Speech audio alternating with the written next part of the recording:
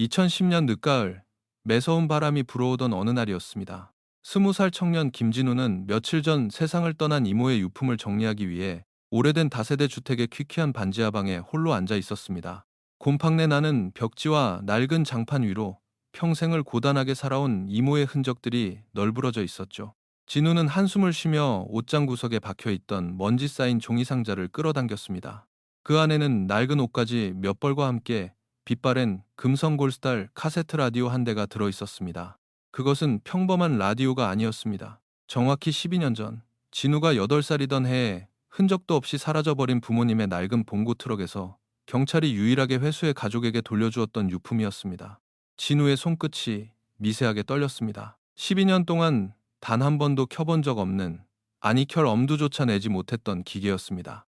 진우는 홀린 듯이 벽면의 콘센트에 낡은 플러그를 꽂고 뻑뻑하게 굳어버린 라디오의 재생 버튼을 깊게 눌렀습니다. 기계 내부의 톱니바퀴가 힘겹게 돌아가는 마찰음이 들리더니 스피커를 통해 지직거리는 거친 백색 소음이 방안을 채우기 시작했습니다. 라디오 주파수 소리가 아니었습니다. 그것은 녹음된 테이프가 돌아가는 소리였습니다. 그리고 곧이어 진우의 심장을 얼어붙게 만드는 목소리가 반지하방의 차가운 공기를 가르고 흘러나왔습니다. 거친 숨소리, 미친 듯이 울부짖는 바닷바람 소리, 그리고 12년 동안 한 번도 잊은 적 없던 아버지의 쉰 목소리였습니다. 이러지 마. 우리 아들이 집에서 기다리고 있잖아. 제발. 라디오에서 흘러나온 아버지의 마지막 애원. 그것은 12년 전 부모님이 빚에 쪼들려 바다에 몸을 던졌다는 경찰의 결론과 세상의 단정적인 시선을 송두리째 뒤엎는 소름 끼치는 진실의 파편이었습니다. 대체 12년 전 그 겨울밤, 부모님에게는 무슨 일이 있었던 것일까요? 지금부터 들려드릴 이야기는 가장 평범했던 한 가족의 삶을 집어삼킨 칠흑 같은 어둠과 12년 만에 기적처럼 입을 연 낡은 카세트 테이프에 관한 미제 사건의 기록입니다. 시간은 12년 전인 1998년 겨울로 거슬러 올라갑니다. 당시 대한민국은 IMF 외환위기라는 거대한 국가적 재난의 한가운데를 통과하고 있었습니다. 매일같이 기업이 무너지고 가장들이 거리에 나앉던 짐승 같은 시절이었습니다. 동해안에 위치한 한 작은 변두리 항구 마을도 예외는 아니었습니다. 진우의 아버지 김성우와 어머니 이윤아는 그곳의 허름한 전통시장 구석에서 작은 해산물 좌판을 운영하며 하루하루를 버텨내는 가난한 부부였습니다. 그들의 전 재산이라고는 비린내가 깊게 밴 녹슨 파란색 봉고 트럭 한 대가 전부였죠. 부부의 삶은 고단했지만 그들에게는 어떻게든 살아야만 하는 절박한 이유가 있었습니다. 바로 선천적인 심장병을 앓고 있는 8살 난 아들, 진우였습니다. 부부는 아들의 수술비를 마련하기 위해 이웃과 친척들에게 돈을 빌리며 억척스럽게 일했습니다. 그리고 부부가 실종되던 바로 그날 오후, 기묘한 징후들이 나타나기 시작했습니다. 그날따라 어머니 유나의 얼굴에는 평소의 피로함 대신 초조함과 기대감이 기괴하게 섞여 있었습니다. 부부는 평소보다 일찍 시장 좌판을 정리한 뒤 진우를 이모가 사는 낡은 슬레이트 지붕집으로 데려갔습니다. 아버지는 이모에게 오늘 아주 중요한 은인을 만나 큰 돈을 받기로 했다. 일이 끝나면 오랜만에 바닷가 패등대 쪽으로 드라이브나 다녀오겠다며 들뜬 목소리로 말했습니다. 하지만 어머니 유나의 행동은 달랐습니다. 그녀는 이모의 시선을 피해 어린 진우의 두툼한 겨울 파카 주머니 속으로 빳빳한 새 통장 하나를 은밀하게 찔러 넣었습니다. 그리고 진우의 어깨를 꽉 쥐며 마치 유언과도 같은 서늘한 당부를 남겼습니다. 진우야, 혹시라도 아빠 엄마가 늦게 오면 밤에 누가 문을 두드려도 절대 이모 말고는 아무에게도 문을 열어주면 안 돼. 알았지? 돈을 받으러 간다는 사람의 얼굴이라고는 믿기 힘들 정도로 유나의 눈동자는 짙은 공포에 질려 있었습니다. 그것이 진우가 기억하는 어머니의 마지막 모습이었습니다. 그날 밤 동해안에는 거센 겨울 폭풍이 몰아쳤습니다. 양철 지붕을 때리는 요란한 빗소리에 진우와 이모가 몸을 웅크리고 잠을 청하던 깊은 새벽. 방구석에 놓인 낡은 다이얼 전화기가 요란하게 울리기 시작했습니다. 깜짝 놀란 이모가 수화기를 들었지만 수화기 너머에서는 아무런 대답도 들려오지 않았습니다. 그저 거친 파도 소리와 함께 누군가 틀어놓은 라디오의 일기예보 방송 소리만이 희미하게 섞여 들려올 뿐이었습니다. 여보세요를 거듭 외치던 이모의 목소리가 허공을 맴돌다 이내 철컥하고 전화가 끊겼습니다. 불길한 예감은 다음날 아침 현실이 되었습니다. 부부는 돌아오지 않았습니다. 날이 밝자마자 달려간 시장의 해산물 좌판은 누군가 앙심을 품고 헤집어 놓은 듯 처참하게 난장판이 되어 있었습니다. 얼음 상자는 뒤집혀 있었고 생선들은 진흙바닥에 지식이어져 있었죠. 혼비백산한 이모가 아버지의 삐삐 무선 호출기로 수십 통의 연락을 남겼지만 응답은 없었습니다. 얼마 뒤 그 삐삐는 시장에서 멀지 않은 골목길 빨래방 앞 쓰레기통 안에서 전원이 꺼진 채로 버려져 있는 것이 동네 주민에 의해 발견되었습니다. 누군가 의도적으로 부부의 연락을 차단한 것입니다. 오전 10시경 관할 파출소로 다급한 신고 전화가 걸려왔습니다. 동네 외곽, 인적이 드문 깎아지른 절벽 위, 폐등대 근처에서 부부의 파란색 봉고 트럭이 발견된 것입니다. 현장은 너무도 기이했습니다. 운전석과 조수석 문은 활짝 열려 있었고 자동차 키는 여전히 꽂혀 있었습니다. 하지만 차 안에도 벼랑 아래에도 사람의 흔적은 없었습니다. 자동차 앞유리 너머 절벽 끝자락에는 두 사람의 낡은 운동화 두 켤레가 마치 누군가에게 보여주기라도 하듯 벼랑 끝을 향해 나란히 놓여 있었습니다. 당시 출동했던 경찰들은 이 현장을 보고 너무도 쉽게 사건을 결론지었습니다. IMF 시절 하루가 멀다 하고 벌어지던 채무 압박을 견디지 못한 부부의 동반 투신 자살. 현장에 혈흔도 없었고 주변에 다툰 흔적도 없었기에 수사는 허무할 정도로 빠르게 종결되었습니다. 하지만 그 현장에는 도무지 자살이라고 볼 수 없는 기괴한 모순 하나가 존재했습니다. 열려있던 조수석 의자 위에는 근처 편의점에서 방금 사온 듯한 비닐봉지 안에 온기가 채 가시지 않은 도시락 두 개가 포장도 뜯기지 않은 채 덩그러니 놓여 있었습니다. 세상 어느 부부가 절벽에서 몸을 던지기 직전에 자신들이 먹을 저녁 도시락을 소중하게 사서 조수석에 얹어둔단 말입니까? 게다가 부부의 차량 대시보드 위에는 문제의 금성 카세트 라디오가 전원이 켜진 채로 놓여 있었지만 내부의 테이프가 엉킨 채로 멈춰 먹통이 된 상태였습니다. 경찰은 이 모든 기묘한 정황들을 단순한 우연으로 치부해버렸습니다. 그렇게 12년이라는 긴 세월 동안 이 사건은 빚쟁이 부부의 비극적인 자살로 세상의 기억 속에서 완전히 잊혀갔습니다. 다시 2010년 현재 낡은 라디오에서 흘러나오는 아버지의 애원 소리를 들은 진우는 그 길로 테이프를 품에 안고 관할 경찰서로 달려갔습니다. 사건을 다시 조사해달라는 진우의 절규에 응답한 사람은 내년이면 정년 퇴임을 앞둔 강력팀의 최 반장이었습니다. 최 반장은 12년 전 파출소 순경 시절 부부의 자살 결론에 유일하게 의문을 제기했다가 상부의 압력에 묵살당했던 뼈아픈 부채감을 안고 살아온 인물이었습니다. 최 반장의 굳은 얼굴 위로 서늘한 분노가 스쳤습니다. 그는 즉시 진우를 데리고 지방경찰청의 음향 분석실로 향했습니다. 첨단 장비로 12년 묵은 테이프의 잡음과 곰팡이를 걷어내는 작업이 시작되었습니다. 거센 바닷바람 소리의 주파수를 깎아내자 당시에는 들리지 않았던 미세한 배경음들이 하나둘 수면 위로 떠올랐습니다. 헤드폰을 끼고 소리를 집중해서 듣던 분석관의 표정이 딱딱하게 굳어졌습니다. 반장님, 이 바람 소리 뒤에 깔린 소리, 이거 절벽에서 나는 소리가 아닙니다. 들어보십시오. 분석관이 특정 구간을 증폭하자 깡, 까강 하는 둔탁하고도 규칙적인 금속성 마찰음이 선명하게 울려 퍼졌습니다. 그것은 절벽의 파도 소리가 아니었습니다. 왬을 내린 쇠사슬이 거친 파도에 흔들리며 배의 철판 외벽에 부딪히는 소리. 그렇습니다. 12년 전 그날 밤, 부부는 절벽 위에 있지 않았습니다. 그들은 바다 위에 떠 있는 어느 배의 비좁고 밀폐된 선실 안에 갇혀 있었던 것입니다. 테이프의 재생은 계속되었습니다. 아버지의 애원 직후 갑자기 날카로운 파공음과 함께 둔탁한 무언가가 살을 지식이며 내려치는 소리가 들렸습니다. 동시에 짐승처럼 울부짖는 어머니 유나의 비명소리가 터져나왔지만 이내 그 소리마저 무언가에 의해 틀어막히듯 끔찍한 정적으로 바뀌었습니다. 숨소리조차 들리지 않는 칠흑 같은 침묵. 그때 테이프 너머에서 세 번째 인물의 목소리가 흘러나왔습니다. 매우 낮고 긁는 듯한 감정이라곤 한치도 섞이지 않은 차가운 남자의 음성이었습니다. 차는 저기 등대 쪽에 던져버려. 순간 최 반장과 진우는 숨을 멈췄습니다. 아버지가 켜두었던 낡은 라디오에는 주변의 소리를 녹음할 수 있는 딕타폰 기능이 있었습니다. 아버지는 자신들에게 닥쳐오는 죽음의 그림자를 직감하고 떨리는 손으로 차량용 라디오를 떼어내 점퍼 안주머니에 숨긴 채 몰래 녹음 버튼을 눌렀던 것입니다. 테이프가 완전히 끝을 맺기 직전 정체불명의 남자가 내뱉은 마지막 한마디가 서늘하게 고막을 파고들었습니다. 수기장부 어딨어? 차 안을 다 뒤져. 최 반장은 주먹을 꽉 쥐었습니다. 이 사건은 결코 채무로 인한 자살이 아니었습니다. 누군가 처음부터 부부의 목숨이 아니라 그들이 가지고 있던 수기장부라는 물건을 빼앗기 위해 철저하게 기획한 잔혹한 청부살인이었습니다. 최 반장은 즉시 창고에 처박혀 있던 1998년의 낡은 수사 기록처를 전부 끄집어냈습니다.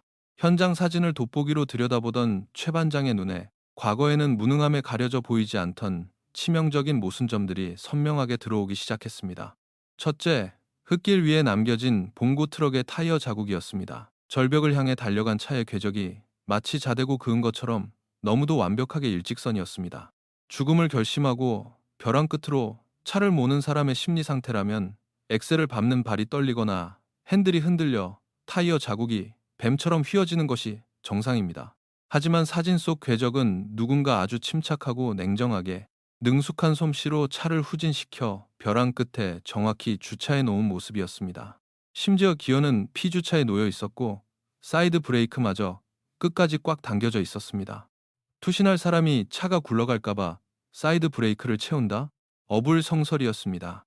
둘째, 낡은 수사 보고서 귀퉁이에 현장 출동 순경이 수기로 적어놓은 단 한 줄의 메모였습니다. 차량 내부에서 싸구려 향수 냄새가 진동함. 시장 바닥에서 매일 생선 내장을 가르고 얼음을 나르던 부부입니다.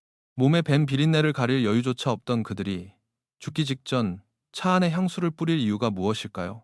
그것은 현장을 조작한 범인이 차 안에 남겨진 피비린내 혹은 자신들의 냄새를 덮기 위해 고의로 뿌린 역겨운 위장의 흔적이었습니다. 모든 것이 가짜였습니다. 패등대, 절벽 앞의 신발, 조수석의 도시락까지. 누군가 완벽한 동반 자살의 무대를 세팅해놓고 유유히 빠져나간 것입니다.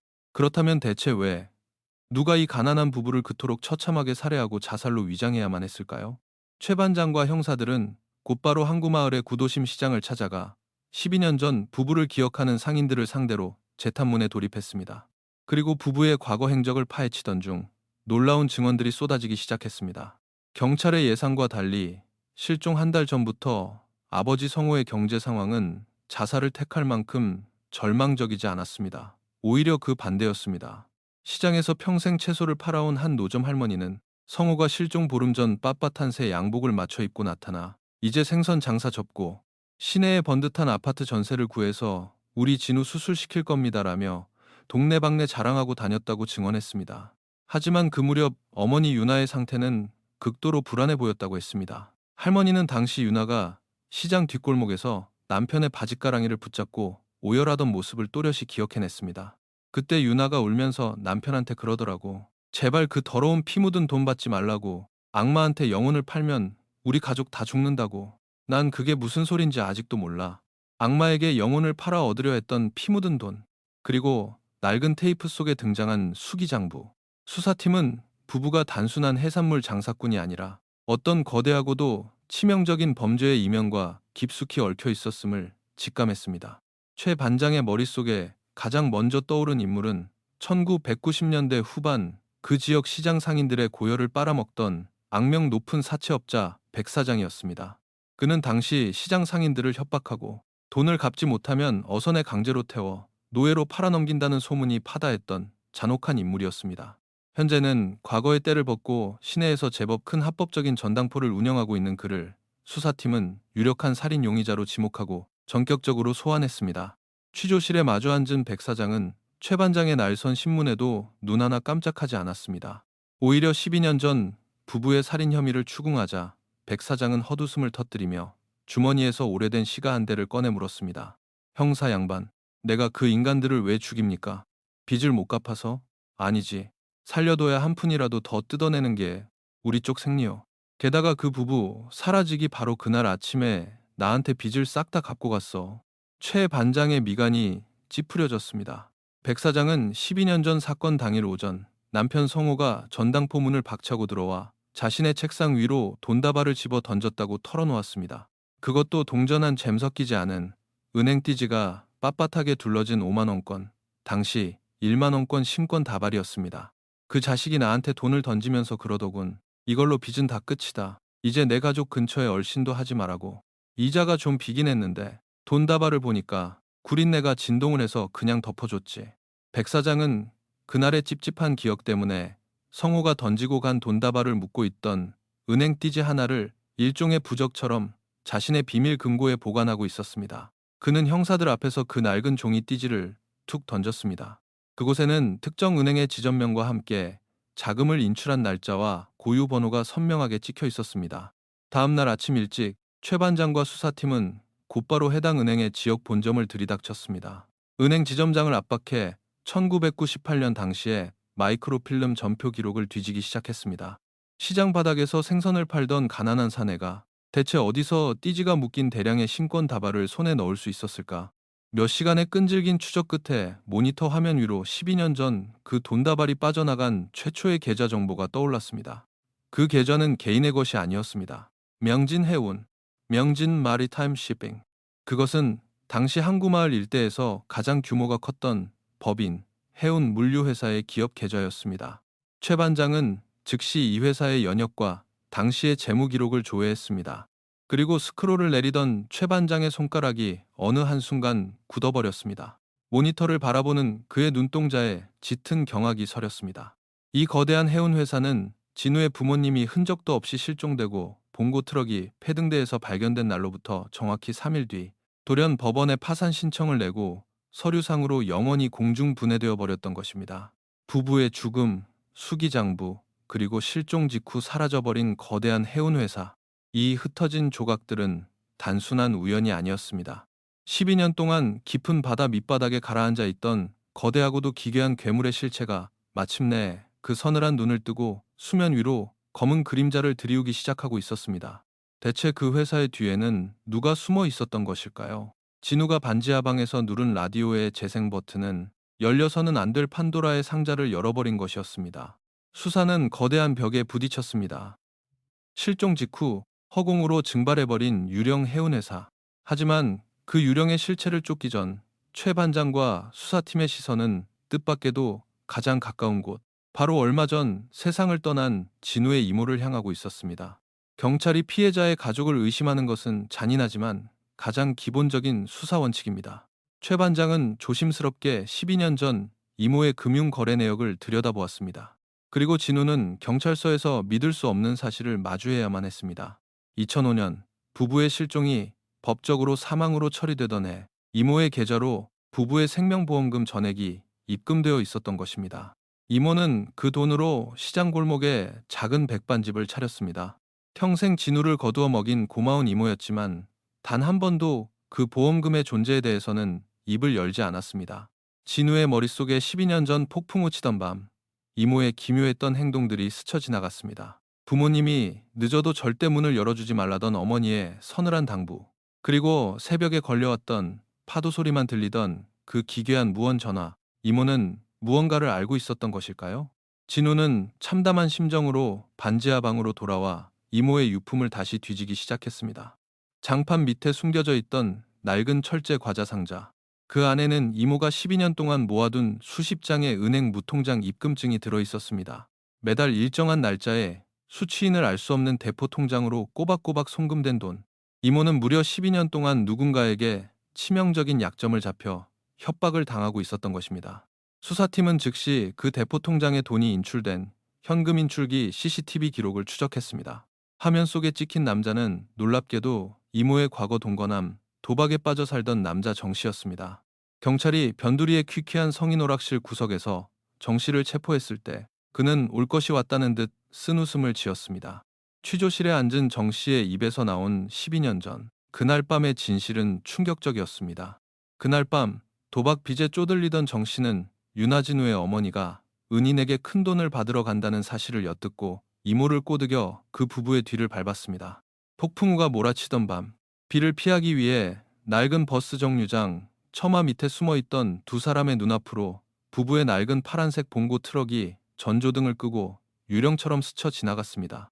그런데 정 씨가 떨리는 목소리로 덧붙인 말은 수사팀의 등골을 오싹하게 만들었습니다. 반장님, 그때 운전대를 잡고 있던 사람 성호 매제가 아니었습니다. 비바람이 쳐서 얼굴은 못 봤지만 분명히 경찰 제복을 입고 있었습니다. 야광 조끼를 입은 경찰관이 봉고차를 몰고 패등대 쪽으로 가고 있었다고요? 자신의 언니 부부를 납치한 혹은 살해하고 차량을 위장하러 가는 범인이 경찰일지도 모른다는 공포. 이모가 12년 동안 침묵을 지킬 수밖에 없었던, 그리고 조카를 지키기 위해 도박꾼 동거남의 협박을 고스란히 견뎌야 했던 비참한 이유가 밝혀지는 순간이었습니다. 경찰 제복. 이 단어는 수사의 방향을 송두리째 뒤집어 놓았습니다. 최 반장의 머릿속에 12년 전 패등대 현장에 가장 먼저 도착해 너무도 서급하게 사건을 동반 자살로 종결지었던 한 남자의 얼굴이 떠올랐습니다. 당시 관할 파출소에 근무하던 정순경이었습니다. 그는 몇 년 전 뇌물수수 혐의로 옷을 벗고 현재는 알코올 중독에 빠져 외곽의 아파트 건설 현장에서 야간 경비원으로 일하고 있었습니다. 한밤중 건설 현장 컨테이너 박스 문을 부수고 들어간 최 반장 일행을 보자마자 정전 순경은 들고 있던 소주병을 떨어뜨리며 바닥에 주저앉았습니다. 도망치려는 시도조차 하지 못했습니다. 그의 입술은 파랗게 질려 있었고 덜덜 떨리는 두 손으로 머리를 감싸 쥐었습니다. 내가 죽인 게 아닙니다. 나는 진짜 아무것도 몰라요. 그놈들이 그 향수 냄새가 시키는 대로 안 하면 내 딸을 죽여버리겠다고 협박했단 말입니다. 컨테이너의 탁한 공기 속에서 12년 동안 은폐되었던 더러운 거래의 전말이 마침내 터져 나왔습니다. 1998년 그 겨울밤 파출소 야간 당직을 서고 있던 정순경에게 공중전화로 전화 한 통이 걸려왔습니다. 발신자는 다짜고짜 정순경 딸의 이름과 다니는 초등학교를 들먹이며 1,000만 원을 줄 테니 패등대로 가서 조작된 현장을 완성하라고 지시했습니다. 지시 내용은 구체적이고 끔찍했습니다. 봉고 트럭 조수석에 편의점 도시락 2개를 던져놓을 것, 경찰 무전기를 끄고 주변의 타이어 자국을 무시할 것, 그리고 무엇보다 차량 내부에 지독한 싸구려 향수를 뿌릴 것. 현장에 도착했을 때 차 안에는 이미 누군가의 피비린내가 진동하고 있었고 정순경은 공포에 질린 채 범인들이 시키는 대로 향수병을 통째로 쏟아부어 그 냄새를 덮어버린 것이었습니다. 최 반장이 책상을 내리치며 범인의 목소리를 묻자 정순경은 침을 꿀꺽 삼키며 대답했습니다. 가래가 끓는 듯한 아주 탁하고 쉰 목소리였습니다. 이 동네 사람이라면 모를 수가 없는 목소리죠. 항구 제일 끝에 있는 대형 수산물 냉동 창고 황 사장 목소리였습니다. 황 사장. 그 이름이 나오는 순간 취조실의 공기는 무겁게 가라앉았습니다. 황 사장. 아니 지금은 지역 상공회의소 회장이자 수많은 자선단체에 기부금을 내는 지역사회의 유지, 황 회장. 그는 12년 전 파산했던 그 유령 해운회사의 실질적인 사주이기도 했습니다. 수사팀은 다음날 아침 곧바로 황 회장의 거대한 수산물 냉동 가공 공장으로 향했습니다. 경찰의 방문에도 황 회장은 한치의 흔들림이 없었습니다. 그는 최고급 인삼차를 내오며 오히려 12년 전 죽은 성호 부부를 안타까워하는 인자한 미소를 지어 보였습니다. 하지만 동행했던 진우의 시선은 황 회장의 집무실 한 구석에 고정되어 있었습니다. 화려한 진열장 위 수많은 상패들 사이에 진우의 반지하 방에 있던 것과 똑같은 모델의 금성 카세트 라디오가 떡하니 놓여 있었기 때문입니다. 그 시선을 눈치챈 황 회장이 빙그레 웃으며 말했습니다. 눈썰미가 좋구나. 네 아버지가 우리 회사에서 투잡으로 냉동탑차를 몰았었단다. 성실하게 일하는 게 기특해서 내가 그 라디오를 성호에게 선물했었지. 밤길 운전 졸지 말라고 말이야. 온몸에 소름이 돋는 순간이었습니다. 진우의 아버지는 단순히 시장에서 생선을 팔았던 것이 아니라 밤마다 황 회장의 냉동탑차를 모는 은밀한 일에 가담하고 있었던 것입니다. 하지만 황 회장은 교묘하게 법망을 빠져나갔습니다. 자신은 선의를 베풀었을 뿐 부부의 실종과는 무관하며 정전 순경의 진술은 알코올 중독자의 헛소리일 뿐이라고 일축했습니다. 경찰에게는 황 회장을 추람할 결정적인 물증이 없었습니다. 황 회장의 집무실을 나서며 최 반장은 직감했습니다. 이 남자는 괴물이다. 껍데기만 사람일 뿐 그 속은 피도 눈물도 없는 괴물이라고. 돌파구가 필요한 시점. 최 반장은 진우 아버지의 과거 행적을 1분 1초 단위로 분해하기 시작했습니다. 진우의 아버지가 밤마다 운전했다는 냉동탑차의 운행일지, 그리고 그 무렵 진우가 병원에서 심장병 치료를 받으며 남겼던 낡은 의료보험증과 진료수첩, 진우가 가져온 누렇게 바랜 진료수첩을 넘기던 최 반장의 손가락에 빳빳하게 코팅된 종이 한 장이 만져졌습니다. 수첩 갈피에 깊숙이 끼워져 있던 1998년 어느 가을밤의 고속도로 톨게이트 영수증이었습니다. 영수증에 찍힌 차량 번호는 황 회장의 냉동탑차, 그리고 시간은 새벽 2시. 최 반장은 즉시 1998년 그날 밤 해당 고속도로 구간에서 발생했던 사건 사고 기록을 미친 듯이 뒤졌습니다. 그리고 마침내 찾아낸 하나의 기록. 그날 새벽 2시 10분, 톨게이트에서 불과 10km 떨어진 국도변에서 파지 줍는 노인이 뺑소니 트럭에 치여 즉사한 사건이 있었습니다. 범인은 잡히지 않은 미제 사건이었습니다. 퍼즐이 무서운 속도로 맞춰지기 시작했습니다. 당시 뺑소니 트럭의 진짜 운전자는 성호가 아니었습니다. 갓 면허를 땄던 황 회장의 외아들이었습니다. 황 회장은 아들의 살인죄를 덮기 위해 아픈 아들의 수술비가 절실했던 성호에게 막대한 돈을 주며 거짓 자수를 종용했던 것입니다. 성호가 백 사장의 사채 빚을 단숨에 갚을 수 있었던 은행 띠지 돈다발의 출처가 바로 그 대가였습니다. 하지만 여기서 다시 한번 끔찍한 의문이 고개를 듭니다. 만약 돈을 받고 거짓 자수를 하기로 합의했다면 왜 황 회장은 부부를 살해해야 했을까요? 오히려 입을 다물게 하려면 살려두는 것이 맞지 않을까요? 해답은 아버지가 마지막 테이프에서 남긴 단어 수기장부에 있었습니다. 뺑소니 사고가 났던 그 밤, 성호는 황 회장 아들을 대신해 냉동탑차의 운전대를 잡고 짐칸을 확인하다가 평범한 해산물이 아닌 다른 무언가를 발견해버린 것입니다. 그것은 황 회장의 목줄을 챈 수 있는 치명적인 장부. 성호는 아들의 심장병 완치라는 절박함 앞에서 그 장부를 빼돌려 황 회장을 역으로 협박하기에 이르렀던 것입니다.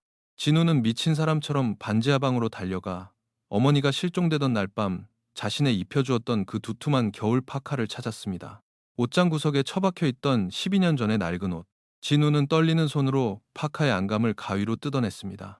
손뭉치 사이에서 바스락거리는 소리와 함께 투명 테이프로 칭칭 감긴 수첩의 낱장들이 바닥으로 떨어졌습니다. 그것은 냉동 참치의 뱃속에 숨겨 들여오던 대규모 필로폰 밀수일지와 거래 내역서였습니다. 황 회장의 수산물 공장은 단순한 해산물 가공 공장이 아니라 동해안 최대의 마약 밀반입 거점이었던 것입니다. 진우의 부모님은 이 끔찍한 지옥의 문턱에서 아들의 생명을 담보로 악마와 거래를 하려다 비참하게 잡아먹힌 것이었습니다. 물증이 확보되었습니다. 이제 황 회장을 칠 일만 남았다고 생각한 순간 거대한 반격이 시작되었습니다.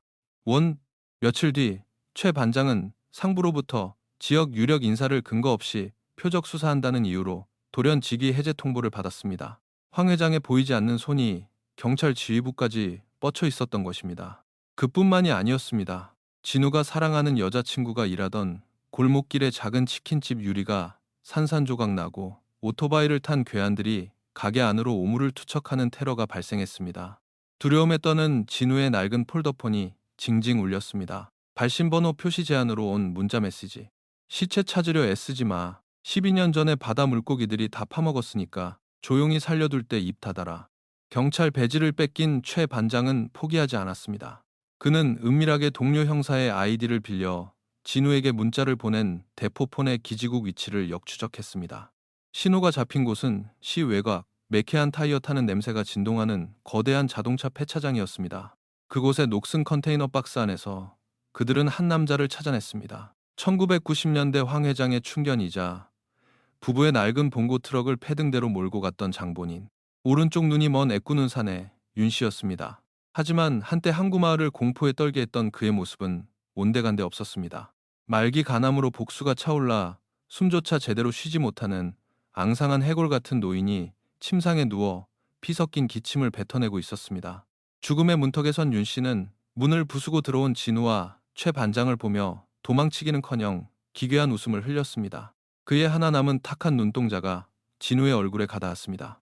네가 그 꼬맹이구나. 윤 씨의 입술 사이로 픽거품이 보글거리며 터져 나왔습니다. 네 애비는 진짜 천하의 멍청한 놈이었어. 내가 분명히 그날 밤 차를 버리고 도망치라고 눈치를 줬거든.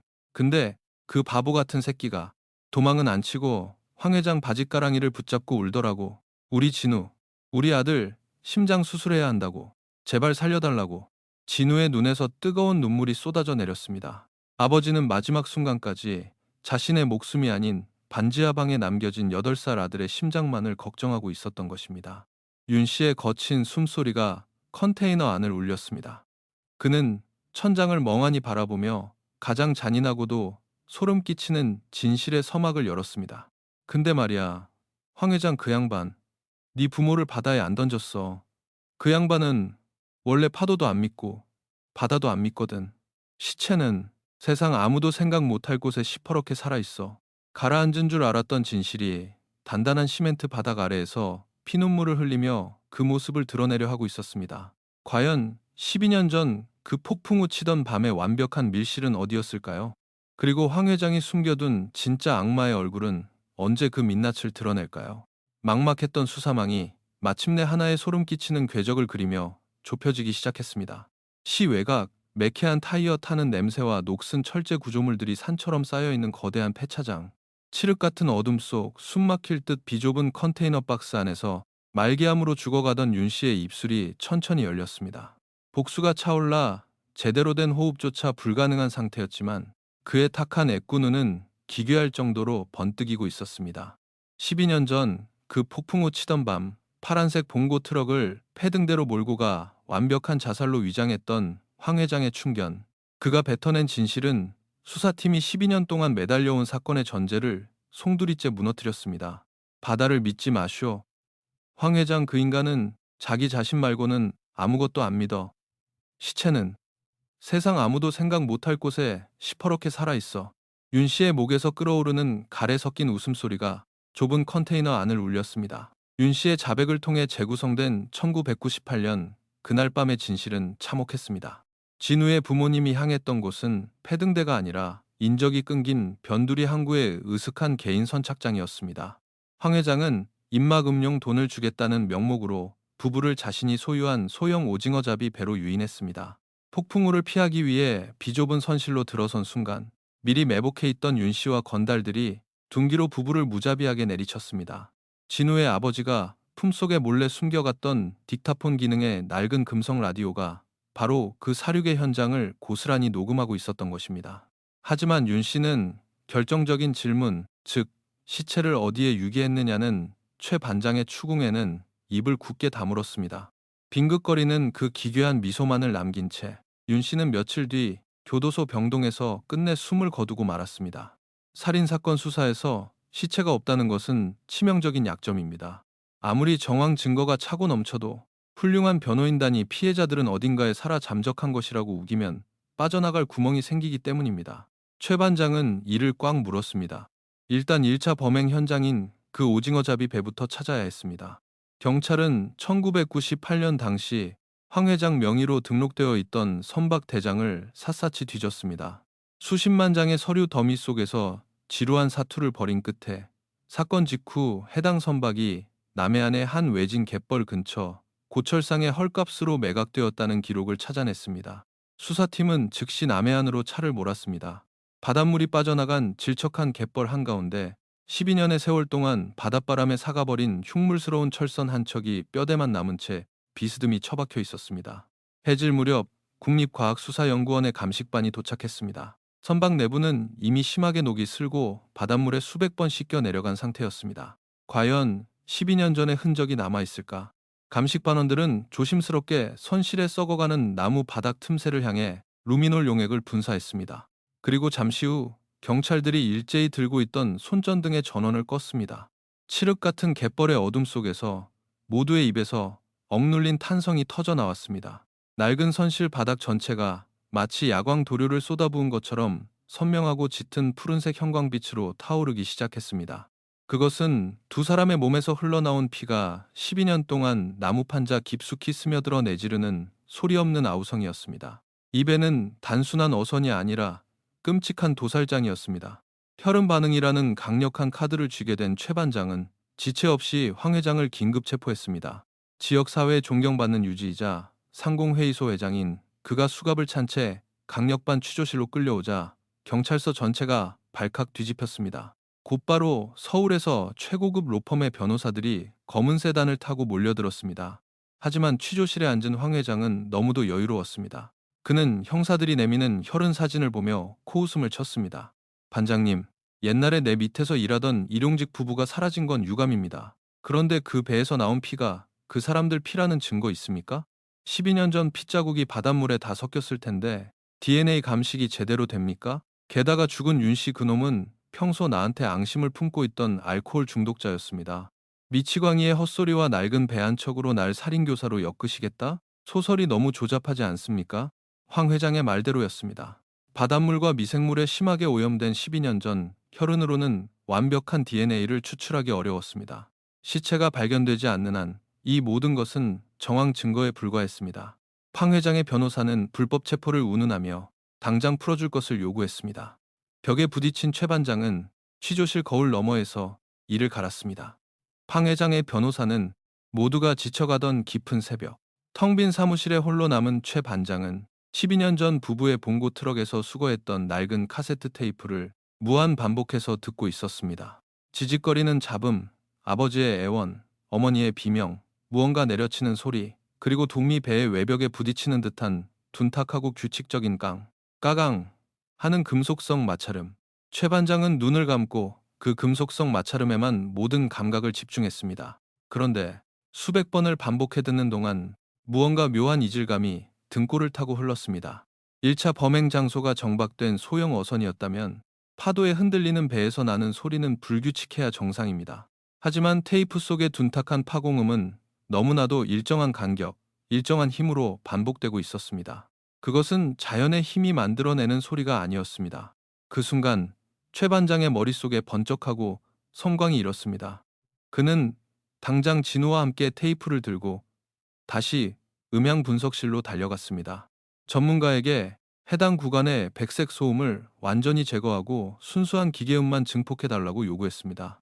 이건 배에서 나는 소리가 아닙니다. 분석관의 굳은 목소리가 스피커를 타고 흘렀습니다.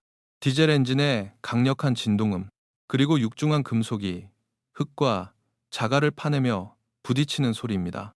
이건 대형 굴삭기 포크레이 작업 소리입니다. 숨이 첨을 듯한 충격이었습니다. 진우의 아버지가 몰래 녹음 버튼을 눌렀던 라디오 딕타폰은 어선에서 범행이 일어난 이후에도 꺼지지 않고 계속 돌아가고 있었던 것입니다. 범인들은 숨이 꼴깍 넘어가는 부부를 다른 차량에 옮겨 싣고 어디론가 이동했고 테이프는 그들이 도착한 최종 목적지의 소리까지 담아내고 있었습니다. 그곳은 바다가 아니라 한밤중에 굴삭기가 땅을 파내고 있던 거대한 공사 현장이었습니다. 최 반장은 곧바로 1998년 당시의 건축 인허가 대장과 지적도를 모조리 뒤졌습니다. IMF 직후라 건설 경기가 바닥을 치던 그 겨울, 그 지역에서 야간에 굴삭기 작업을 할 수 있을 만한 대규모 공사 현장은 단 한 곳밖에 없었습니다. 바로 황 회장 소유의 건설 하청업체가 짓고 있던 시 외곽의 성심 노인 요양원 신축 공사장. 등줄기를 타고 소름이 쫙 끼쳤습니다. 그 요양원은 완공 이후 현재까지 12년 동안 황 회장이 매년 겨울마다 빠짐없이 언론사를 대동하고 김장김치를 봉사하며 자신의 자애로운 이미지를 포장하던 바로 그곳이었습니다. 황 회장은 자신의 손으로 사람을 파묻은 땅 위에 서서 카메라를 향해 온화한 미소를 지으며 자선사업가 행세를 해왔던 것입니다. 인간의 탈을 쓴 악마, 윤 씨가 죽기 전 남겼던 세상, 아무도 생각 못할 곳에 시퍼렇게 살아있다는 말의 진짜 의미가 바로 이것이었습니다. 다음 날 동이 트기도 전 수십 명의 경찰 병력과 대형 굴삭기 2대가 굉음을 내며 성심노인 요양원 뒷마당으로 진입했습니다. 이른 아침부터 소란스러운 광경에 요양원의 노인들이 창문에 매달려 불안한 눈빛으로 내다보고 있었습니다. 현장에 도착한 최 반장의 손에는 법원에서 발부받은 압수수색 및 발굴 영장이 들려 있었습니다. 12년 동안 단단하게 굳어버린 뒷마당의 시멘트 바닥을 깨부수는 작업이 시작되었습니다. 굴삭기의 날카로운 이빨이 두꺼운 콘크리트를 뜯어낼 때마다 굉음과 함께 뽀얀 흙먼지가 사방으로 흩날렸습니다. 진우는 폴리스 라인 밖에서 두 주먹을 꽉 쥔 채 숨조차 제대로 쉬지 못하고 그 광경을 지켜보고 있었습니다. 1시간, 2시간, 바닥을 깊이 3미터까지 파내려갔을 때였습니다. 잠깐! 스톱! 기계 멈춰!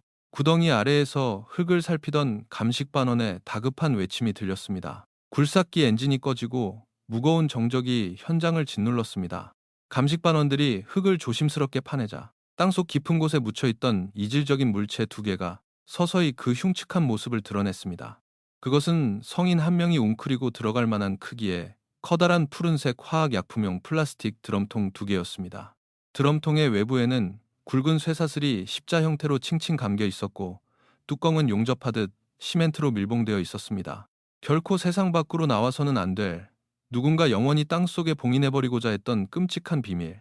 드럼통이 크레인에 매달려 지상으로 끌어올려지는 순간 현장에 있던 베테랑 형사들조차 차마 그 광경을 똑바로 보지 못하고 고개를 돌렸습니다. 진우는 결국 다리에 힘이 풀려 주저앉고 말았습니다. 국립과학수사연구원의 부검실. 윙윙거리는 환풍기 소리만이 가득한 차가운 공간에서 법의학자들이 기계를 이용해 드럼통의 겉면을 조심스럽게 절단하기 시작했습니다. 12년 전 밀봉된 시멘트 덩어리가 적하고 갈라지는 순간 방독면을 쓴 부검의조차 짧은 탄식을 내뱉었습니다. 시멘트 더미 속에서 드러난 것은 참혹하게 뒤엉킨 두구의 백골이었습니다. 남편의 뼈가 아내를 보호하려는 듯 그녀의 몸을 둥글게 감싸 안고 있는 형태였습니다. 죽음의 마지막 순간까지도 서로를 지키려 했던 가난한 부부의 비극. 정밀 부검 결과가 나오자 경찰청 회의실은 분노로 들끓었습니다. 두 사람의 두개골에는 둔기에 맞은 함몰 흔적이 뚜렷했지만 그것이 직접적인 사인은 아니었습니다. 법의학자는 두 백골의 비강 코뼈 안쪽과 기관지 깊숙한 곳에서 굳어버린 미세한 시멘트 가루와 진흙의 흔적을 찾아냈습니다. 이 두 사람, 배에서 머리를 맞았을 때는 죽지 않았습니다. 의식을 잃고 쓰러져 있었을 뿐이죠. 기도가 흙과 시멘트로 막혀 있다는 건 범인들이 산채로 드럼통에 쳐넣고 그 위로 시멘트를 부어버렸다는 뜻입니다. 사인은 타살로 인한 생매장, 즉 질식사입니다. 최 반장은 끓어오르는 분노에 볼펜을 부러뜨릴 듯 움켜쥐었습니다. 완벽한 타살 증거, 그리고 시신 유기 현장까지 모두 확보되었습니다. 이 소식을 전해 들은 유치장 안의 황 회장은 비로소 얼굴빛이 잿빛으로 변했습니다. 하지만 12년 동안 깊은 땅 속에 묻혀있던 어머니 유나의 백골은 수사팀에게 단순히 죽음의 원인만을 말해주고 있는 것이 아니었습니다. 시신을 세척하고 유품을 분류하던 법의학자가 다급하게 최 반장을 부검실로 호출했습니다. 그가 가리킨 곳은 아내 유나의 오른쪽 손뼈였습니다. 12년 동안 단단한 시멘트 속에서 굳어있던 유나의 앙상한 손가락 뼈들은 무언가를 절대 빼앗기지 않으려는 듯 둥글게 꽉 쥐어져 있었습니다. 법의학자가 조심스럽게 그 뼈마디를 벌리자 그 안에서 시커멓게 변색된 작은 은목걸이 하나가 툭 떨어졌습니다. 끊어진 체인 끝에는 영문 알파벳 H 모양의 정교한 펜던트가 달려 있었습니다. 최 반장의 눈빛이 예리하게 빛났습니다. 황 회장의 이니셜도 H였지만 평소 그는 졸부들의 상징처럼 굵직한 순금 목걸이나 화려한 시계만 찰 뿐, 이런 가느다란 여성용 은목걸이는 그의 취향이 전혀 아니었습니다. 누군가의 목에서 강제로 뜯겨나간 듯 체인 끝부분이 심하게 늘어나 끊어져 있는 상태. 순간 최 반장의 머릿속에 하나의 가설이 미친 듯이 소용돌이치기 시작했습니다. 드럼통에 시멘트가 쏟아져 내리던 그 끔찍한 찰나, 아직 미약하게 숨이 붙어있던 유나는 칠흑 같은 공포 속에서도 마지막 사력을 다해 자신을 내려다보며 흙을 덮고 있던 누군가의 목걸이를 낚아챘던 것입니다. 그것은 어린 아들을 홀로 남겨두고 가야만 하는 어머니가 12년 뒤에 세상에 남긴 가장 처절하고도 결정적인 다잉 메시지였습니다. 수사팀은 극비리에 이 은목걸이의 출처를 추적했습니다. 펜던트의 세공 방식을 분석한 결과 그것은 시내 최고급 백화점의 귀금속 매장에서 VVIP 고객을 위해 단 하나만 특별 제작된 한정판이었습니다. 며칠 뒤 구매자의 명단을 확인한 최 반장은 등골이 서늘해지는 것을 느꼈습니다. 목걸이의 주인은 황 회장이 아니었습니다. 늘 공식 석상에서 황 회장 뒤에 조용히 서서 온화한 미소만 짓고 있던 우아하고 고상한 귀부인, 바로 황 회장의 아내였습니다. 퍼즐의 마지막 조각이 소름 끼치는 굉음을 내며 제자리를 찾아 들어갔습니다. 경찰은 1998년 당시 파산했던 유령 해운회사와 톨게이트 뺑소니 사건, 그리고 참치 뱃속에 숨겨들여오던 마약 밀수 장부의 자금 흐름을 다시 역추적했습니다.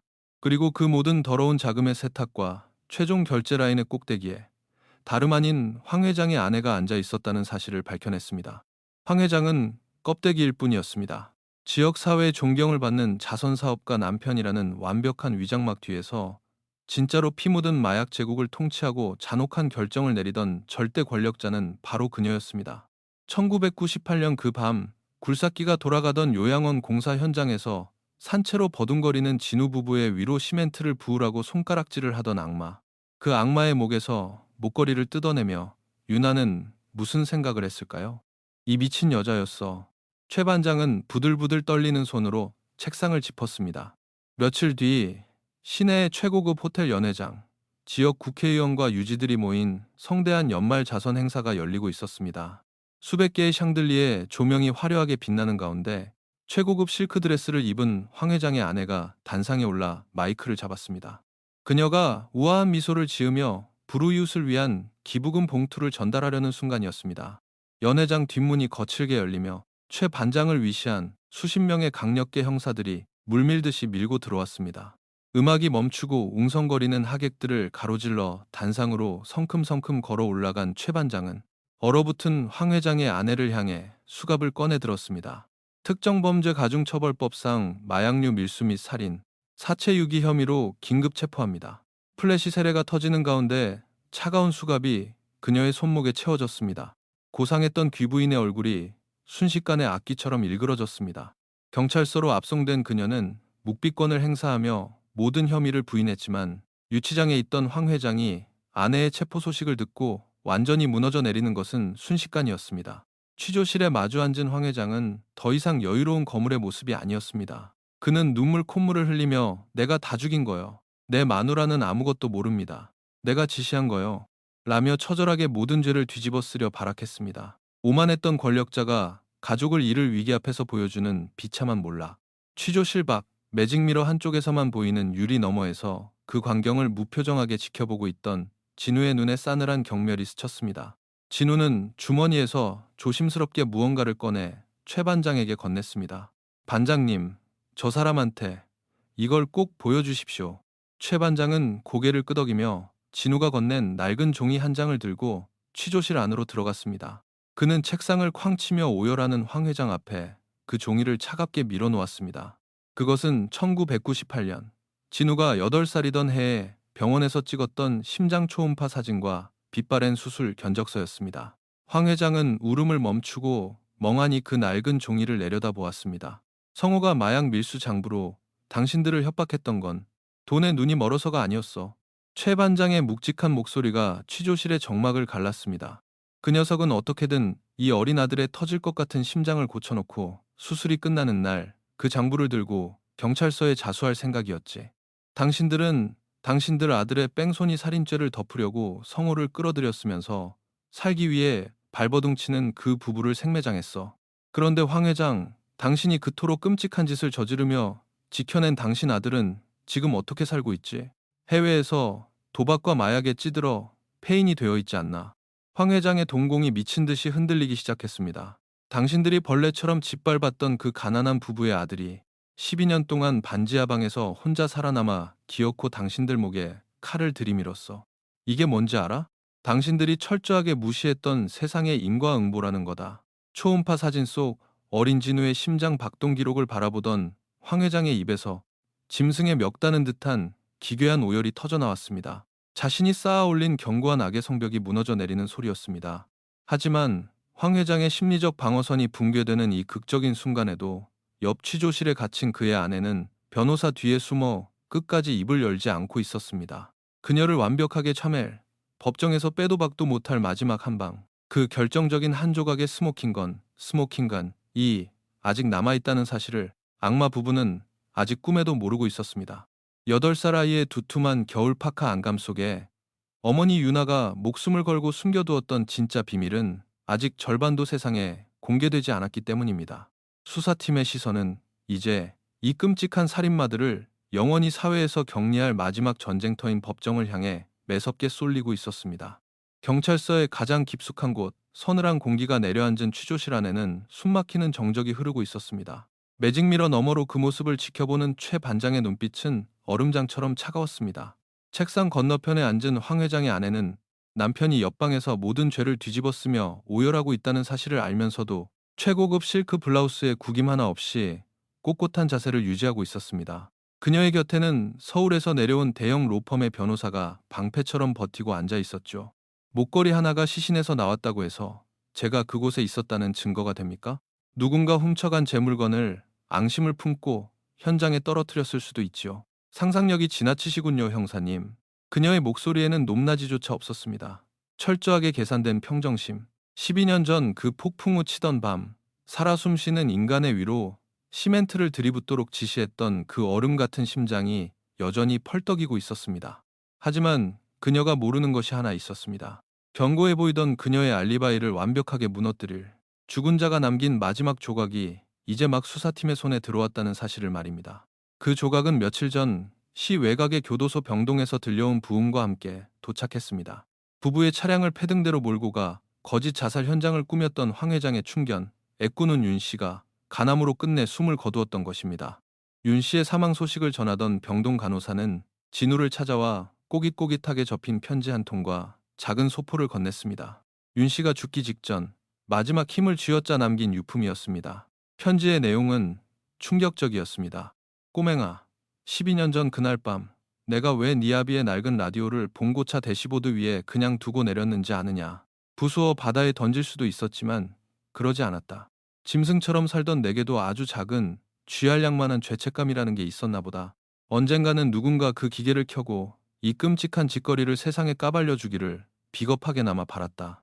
그리고 편지와 함께 동봉된 소포 안에는 윤 씨가 12년 동안 자신의 목숨줄처럼 숨겨두었던 복사본 카세트 테이프 하나가 들어있었습니다. 황 회장 부부가 언제 자신을 배신하고 버릴지 모른다는 불안감에 윤 씨가 몰래 복사해두었던 원본의 완전판. 진우의 아버지가 녹음 버튼을 누른 시점부터 배터리가 다 되어 테이프가 완전히 멈출 때까지의 모든 정황이 단 1초의 끊김도 없이 기록된 끔찍한 블랙박스였습니다. 최 반장은 취조실 책상 위에 낡은 카세트 플레이어를 올려놓았습니다. 부인, 변호사님 뒤에 숨어 계시는 건 자유입니다만. 이 소리는 한번 들어보시죠. 1998년 당신이 지었던 그 요양원 신축 공사장 바닥에서 녹음된 겁니다. 재생 버튼이 눌리고 둔탁한 굴삭기 엔진 소리와 함께 거친 흙이 쏟아지는 소리가 취조실을 채웠습니다. 그리고 곧이어 변조할 수 없는 뚜렷한 여자의 목소리가 테이프의 잡음을 뚫고 흘러나왔습니다. 빨리 묻어. 날 밝기 전에 시멘트 양생까지 끝내야 돼. 약쟁이 새끼들이 눈치채기 전에 장부는 다 태워버리고. 취조실의 공기가 얼어붙었습니다. 우아하게 꼬고 있던 부인의 다리가 미세하게 떨리기 시작했습니다. 최 반장은 멈추지 않고 국립과학수사연구원에서 갓 도착한 팩스 문서를 그녀의 눈앞에 들이밀었습니다. 12년 동안 흙탕물 속에 처박혀 있던 목걸이에서 지문이나 혈흔을 찾는 건 불가능했습니다. 그런데 말입니다. 펜던트와 체인이 끊어지면서 날카로워진 단면에 아주 미세한 표피 조직이 끼어 있더군요. 목걸이가 뜯겨나갈 때 당신의 목덜미에서 떨어져 나온 피부 조직입니다. DNA가 정확히 일치하더군요. 변호사조차 더 이상 입을 열지 못했습니다. 결코 무너지지 않을 것 같던 귀부인의 얼굴이 백지장처럼 하얗게 질렸고 오만했던 입술이 파르르 떨렸습니다. 12년 동안 쌓아올린 완벽한 거짓말의 성벽이 8살짜리 아이가 간직했던 낡은 테이프 한 개와 숨이 끊어지는 순간에도 범인의 흔적을 쥐고 놓지 않았던 어머니의 앙상한 손뼈 앞에서 산산조각 나는 순간이었습니다. 수사는 급물살을 탔습니다. 아내의 입이 열리자 황 회장 부부가 설계했던 12년 전의 끔찍한 살인 극동기가 백일화에 드러났습니다. 진우의 아버지는 톨게이트 뺑소니 사고를 뒤집어 쓰는 대가로 돈을 받았지만 냉동탑차 안에 숨겨져 있던 마약 밀수 장부를 손에 쥐게 되었습니다. 그는 단지 아들의 심장 수술 비만을 원했던 것이 아니었습니다. 수술이 무사히 끝나는 날, 그 피 묻은 돈의 굴레에서 벗어나기 위해 그 장부를 경찰에 넘기고 자신도 자수할 계획이었습니다. 하지만 그 거대한 마약 제국의 실질적 지배자였던 아내는 일개 일용직 운전수가 자신들의 목줄을 쥐고 있다는 사실을 용납할 수 없었습니다. 그녀는 남편을 시켜 부부를 소형 어선으로 유인했고 윤 씨를 비롯한 수하들을 매복시켜 잔혹하게 폭행했습니다. 그리고 의식을 잃은 부부를 화학약품용 드럼통에 쑤셔 넣은 뒤 자신들이 짓고 있던 요양원 기초 공사장의 시멘트 바닥 아래의 산채로 묻어버렸던 것입니다. 수사에 혼선을 주기 위해 매수된 파출소 순경을 이용해 벼랑 끝에 봉고 트럭과 도시락을 세팅하고 싸구려 향수로 피비린내를 덮은 위장 자살극까지 완벽하게 연출했습니다. 진실이 세상에 폭로되자 사건이 발생했던 변두리 항구마을과 전통시장은 충격과 비통함에 휩싸였습니다. 12년 전 빚쟁이들이 무책임하게 어린 자식을 버리고 야반 도주를 했다. 독한 부모들이 자살했다며 뒤에서 손가락질을 해대던 이웃들은 부끄러움에 고개를 숙였습니다. 시장 상인들은 부부가 생전에 생선을 팔던 그 낡고 비좁은 좌판 자리에 작은 분향소를 마련했습니다. 하얀 국화꽃이 산처럼 쌓였습니다. 어느 늦은 밤 인적이 끊긴 시장 골목에 검은 중절모를 쓴 남자가 나타나 분향소 앞에 섰습니다. 한때 시장 상인들의 피를 말리던 악랄한 사채업자 백 사장이었습니다. 그는 소주 한 병을 까서 종이컵에 가득 부어 영정사진 앞에 내려놓았습니다. 이 독한 놈아, 빚을 갚았으면 잘 살기나 할 것이지.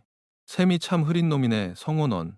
투박하게 뱉어낸 그의 쉰 목소리에는 가난한 삶의 벼랑 끝에서도 끝내 아버지고자 했던 한 사내를 향한 기묘한 연민이 묻어 있었습니다. 그 무렵 진우는 자신을 키워준 이모가 살던 반지하방을 정리하고 있었습니다. 경찰 수사 결과를 통해 이모의 동거남이 12년 전 범행 현장을 목격하고 이모를 협박해왔다는 사실을 알게 되었지만 진우의 마음 한구석에는 여전히 무거운 돌덩이가 얹혀 있었습니다. 왜 이모는 부모님의 사망 보험금을 숨겼을까? 왜 12년 동안 단 한 번도 진실을 말해주지 않았을까?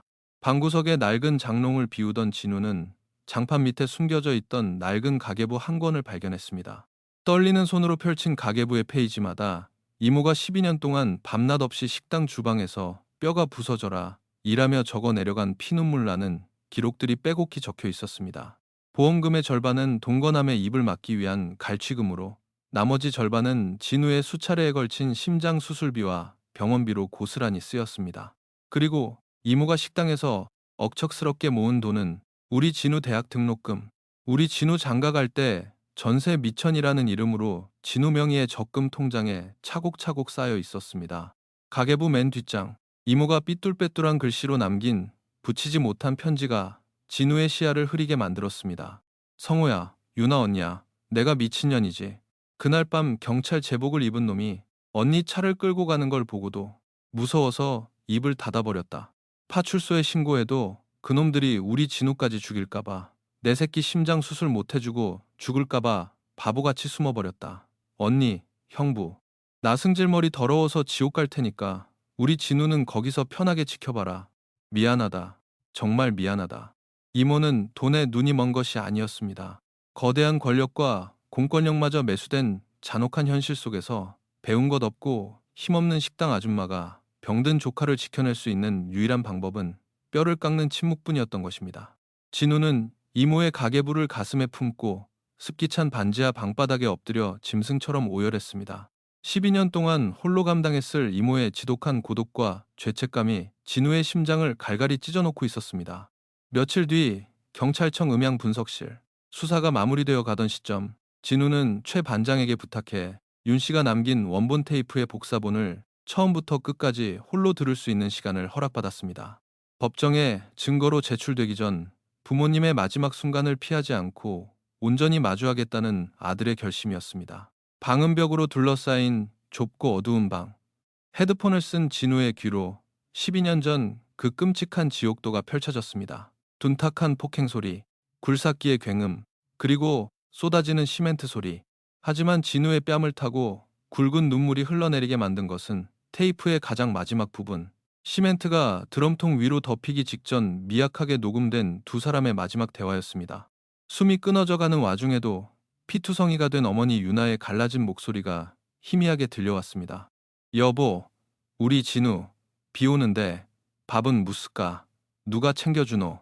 그리고 의식을 잃어가던 아버지 성호의 쿨럭거리는 쉰 목소리가 그 뒤를 이었습니다. 울지 마라, 우리 진우, 심장 튼튼해질 기다. 유나 당신, 다음 생에도 나 같은 놈, 만나주라. 그것이 끝이었습니다. 지독한 가난 속에서도 서로를 의지하고 마지막 죽음의 문턱에서도 홀로 남겨질 어린 자식의 끼니를 걱정했던 부모. 그 거룩하고도 슬픈 사랑의 유언이 끝난 직후 라디오 카세트는 탁하는 차가운 기계음과 함께 재생을 멈췄습니다. 헤드폰을 벗은 진우는 책상에 얼굴을 묻은 채 소리 없이 흐느꼈습니다. 그날 음향 분석실의 무거운 철문 밖에서는 최 반장도 벽에 기댄 채 조용히 담배를 태우고 있었습니다. 이듬해 봄, 지방법원의 가장 큰 대법정은 발 디딜 틈 없이 꽉 차 있었습니다. 피고인석에는 한때 지역사회를 주름잡던 황 회장 부부가 수의를 입은 채 고개를 숙이고 앉아 있었고 그 옆에는 뇌물을 받고 사건을 은폐했던 정전 순경이 파리한 얼굴로 서 있었습니다. 검사의 매서운 논고가 법정에 울려 퍼졌습니다. 피고인들은 자신들의 추악한 마약 밀수 범죄를 덮고 살인 뺑소니를 친 아들의 안위를 지키기 위해 병든 아들의 수술비를 벌려던 선량한 부부를 유인해 산채로 콘크리트 아래 매장했습니다. 이는 인간이 상상할 수 있는 가장 극악무도하고 반인륜적인 범죄이며 심지어 공권력까지 매수하여 12년간 진실을 기만했습니다. 이에 본 검사는 피고인 황 회장과 그 아내에게 법정 최고형을 구형하는 바입니다. 침묵이 흐르는 법정안, 재판장의 무거운 판결문 낭독이 이어졌습니다. 법의 심판은 단호하고 냉혹했습니다. 범행의 잔혹성과 계획성, 그리고 유족이 겪었을 12년의 지옥 같은 고통을 고려할 때 피고인들을 영구히 사회로부터 격리할 필요가 있다. 주문. 피고인 황아무개와 그처에게 무기징역을 선고한다. 아울러 직무를 유기하고 범행을 은폐한 전직 경찰관 정 아무개에게 징역 5년을 선고한다. 땅땅땅. 둔탁한 법봉 소리가 법정을 갈랐습니다. 수갑을 찬 채 교도관들에게 이끌려 나가던 황 회장은 방청석 맨 앞줄에 앉아 자신을 무표정하게 응시하는 진우와 눈이 마주쳤습니다. 12년 전 자신이 벌레처럼 짓밟고 생매장했던 사내의 아들. 그 아들은 기적처럼 심장병을 이겨내고 늠름한 청년이 되어 기어코 자신들을 지옥의 밑바닥으로 끌어내렸습니다. 반면 황 회장 부부가 살인을 저지르면서까지 지키려 했던 그들의 외아들은 이미 오래전 외국에서 마약에 손을 대어 뇌가 망가진 채 정신병동에 갇혀 있다는 소식이 들려온 참이었습니다. 무엇을 위해 그토록 잔인해져야만 했을까? 황 회장의 텅 빈 눈동자에서 뒤늦은 후회의 눈물이 흘러내렸지만 이미 모든 것이 끝난 뒤였습니다. 한 달 뒤 항구마을의 낡은 공원묘지에서는 12년 만에 치러지는 때늦은 장례식이 열렸습니다. 영정사진 속 부부는 누렇게 빛바랜 혼인신고서에 붙어있던 증명사진을 오려내어 확대한 것이었습니다.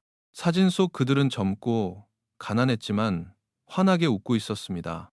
제복을 말끔하게 차려입은 최 반장이 유골함 앞에 서서 천천히 그리고 묵직하게 거수경례를 올렸습니다.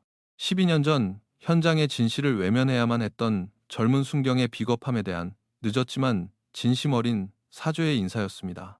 며칠 뒤 지역 경찰청장은 기자회견을 열고 과거 경찰의 부실 수사와 뇌물수수에 대해 대국민 사과를 발표했습니다.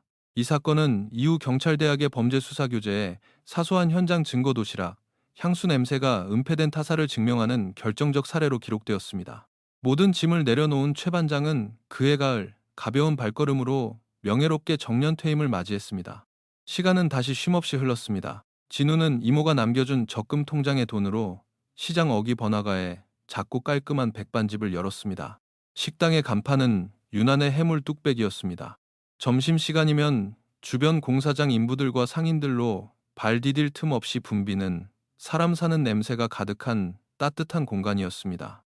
가게 카운터 바로 옆 가장 잘 보이는 유리 진열장 안에는 낡고 투박한 기계 하나가 고이 모셔져 있었습니다. 먼지 하나 없이 깨끗하게 닦인 금성 골스탈 카세트 라디오. 밥을 먹고 계산을 하던 손님들이 신기한 듯 그 고물 라디오의 정체를 물을 때면 진우는 환하게 웃으며 대답하곤 했습니다. 우리 가족의 심장 같은 녀석입니다. 저 녀석이 저를 살렸거든요. 어느 늦은 오후 가게 문을 닫은 진우는 차를 몰고 시 외곽의 바닷가로 향했습니다. 12년 전 부모님의 파란색 봉고 트럭이 위태롭게 서 있었던 그 깎아지른 절벽 위의 패등대. 거센 바닷바람은 12년 전이나 지금이나 변함없이 매섭게 불어오고 있었고 발 아래로는 검푸른 파도가 바위에 부딪혀 하얀 포마를 부서뜨리고 있었습니다. 진우는 품에 안고 온 하얀 국화 다발을 벼랑 아래 깊은 바다를 향해 조심스럽게 던졌습니다. 꽃잎들이 바람을 타고 허공을 수놓으며 수면 위로 천천히 내려앉았습니다. 진우가 가만히 두 눈을 감자 환청처럼 파도 소리 너머로 익숙하고도 따뜻한 목소리들이 들려오는 듯 했습니다. 우리 아들, 밥은 단디 무스까? 눈을 뜬 진우의 입가에 눈물 젖은 미소가 번졌습니다. 하나의 사건이 남긴 상흔은 깊고도 오래갑니다. 누군가의 탐욕과 누군가의 침묵, 그리고 그것을 묵인했던 평범한 이웃들의 무관심이 만들어낸 12년의 지옥. 그러나 그 지옥의 문을 부수고 진실을 세상 밖으로 끌어올린 것은 결코 위대한 영웅의 힘이 아니었습니다. 그것은 어린 자식을 살리려 했던 부모의 본능적인 사랑이었고 죄책감을 안고 평생을 헌신했던 이모의 눈물이었으며 끝까지 포기하지 않았던 한 늙은 형사의 집념이었습니다. 말 못하는 낡은 라디오 기계에는 입이 없습니다. 하지만 그것은 모든 것을 기억하고 있었습니다. 진실은 때때로 차가운 시멘트 바닥 아래에 묻히거나 엉켜버린 카세트 테이프의 톱니바퀴 속에 갇혀 영원히 침묵할 것처럼 보입니다. 그러나 누군가 끝까지 귀를 기울인다면 진실은 반드시 그 무거운 입을 열고 세상을 향해 울부짖기 마련입니다. 오래된 사건의 기록을 덮습니다. 하지만 여러분이 매일 걷는 그 평범한 골목길, 어스름한 저녁의 낡은 계단, 혹은 무심코 지나치는 이웃의 닫힌 문 뒤에도 우리가 아직 듣지 못한 누군가의 간절한 목소리가 숨쉬고 있을지도 모릅니다. 라디오 카세트 테이프의 재생이 끝을 알리는 건조하고도 묵직한 기계음이 허공을 맴돌다 천천히 흩어집니다. 12년의 어둠을 뚫고 빛을 찾은 미제 사건, 동해안 패등대 부부 실종 사건의 기록은 여기까지입니다.